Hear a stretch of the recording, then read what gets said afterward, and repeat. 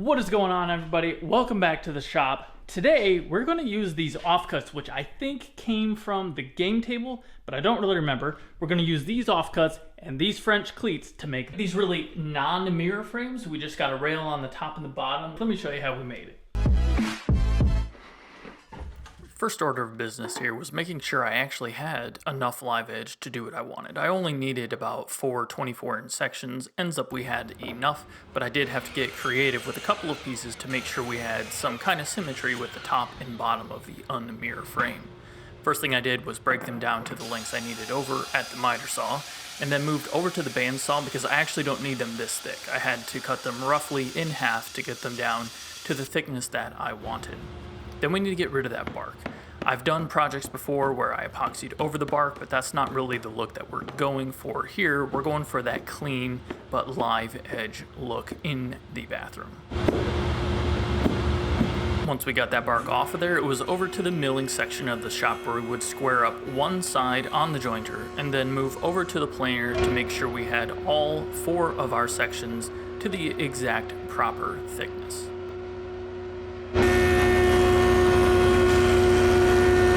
Till now we've just taken big boards and made them smaller, which typically is what you do in woodworking, but now we get to the fun part. See this groove? I need to get creative to put this on here because that is where the mirror is going to join into this live edge.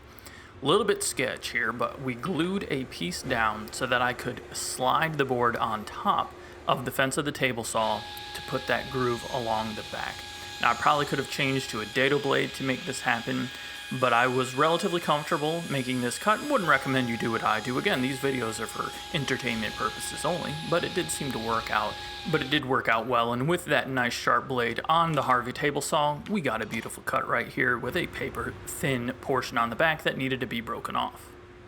So I went upstairs and tested this, and this is my surrogate mirror right here. Got it laid into my little frames, and here's my French cleat right here.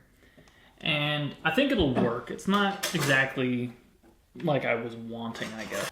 So I think just making these screws on the frame a little bit looser will make it work for us. And obviously this will be mounted up against the wall, and I think we'll make it work. To make that cut on the back of our unmirror frame, I'm going to be using the router, and this is a gauge from Chips Fly, linked to them down in the description below, that I can really dial in depths on the router and on the table saw. Really like the thing. So I'm using the stops on my router table to be able to cut out that portion accurately and repeatably.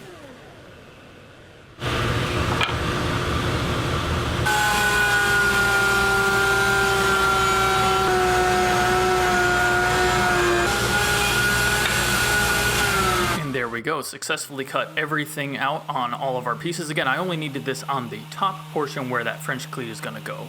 Whack it with a sander a little bit to smooth things up, and we are ready for some finish.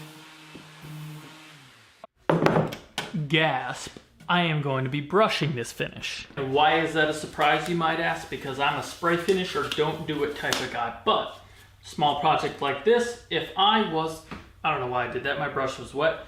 If I was to whip out the Fuji, it wouldn't be a DIY project anymore.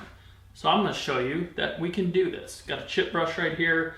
This is another General Finishes product that I like. I've used it in the past. I've sprayed this in the past, and I've brushed this in the past. High performance polyurethane. Essentially, the product is very similar to the Enduro Poly, which is a spray finish product only. So this is something you can brush or spray. More of the consumer level product. So I'll probably do 3 or 4 coats on this, since it will be next to the sinks in the bathroom, and we should be good to go.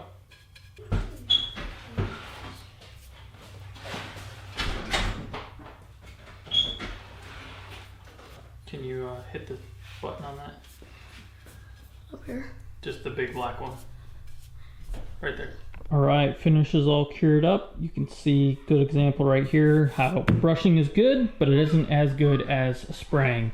And we got our mirrors down here. These are pulled out of the bathroom. And to adhere them to this, we're obviously going to flip them over like this.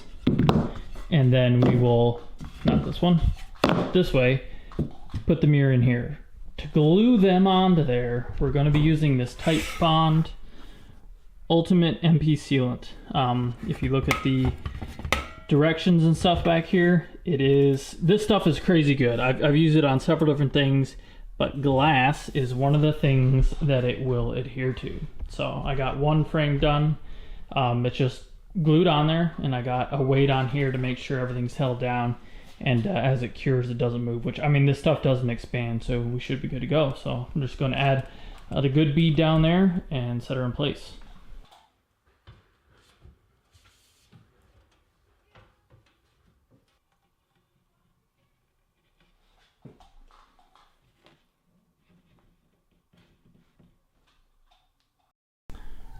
Everything's set and quote unquote clamped up. When I am done with caulk tubes, I like to use these little red cap silicone covers. They just kind of roll on.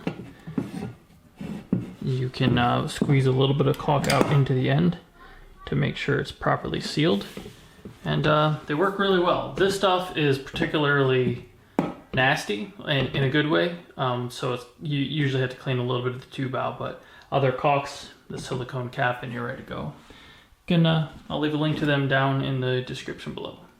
To install our French cleats on the mirrors, I made sure everything was centered and then used a self-centering or a Vicks drill bit to make sure the holes were aligned perfectly where they needed to be, screwed everything in place, and then I did use a screwdriver adjusting fine-tuned to make sure that I was able to slip the receiving portion that'll go on the wall in and out just right. Here. Is that on your hat, Dad? Mm-hmm. These receiving French cleats don't need to be installed with the scientific method. You can kind of just get them roughly in the right spot because you do have that horizontal movement that the beautiful French cleat system allows you. Banging in some anchors to make sure these mirrors don't fall off the wall, as I wasn't able to hit any studs, but we can live with that because it is a vertical shear strength that we're after.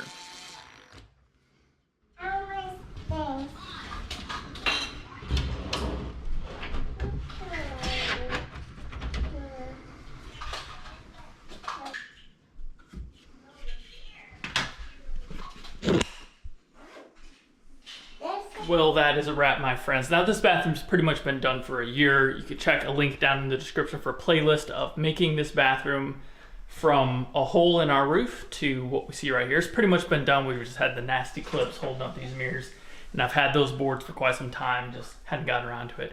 Hope you guys enjoyed this simple video. Really dolled up the place, finishes the mirrors off. Looks pretty fantastic. If you guys enjoyed it, please hammer that thumbs up button, as it helps us out and helps us beat the algorithm and get this video in front of more eyes. I'm DIY Tyler, and you guys have a good one.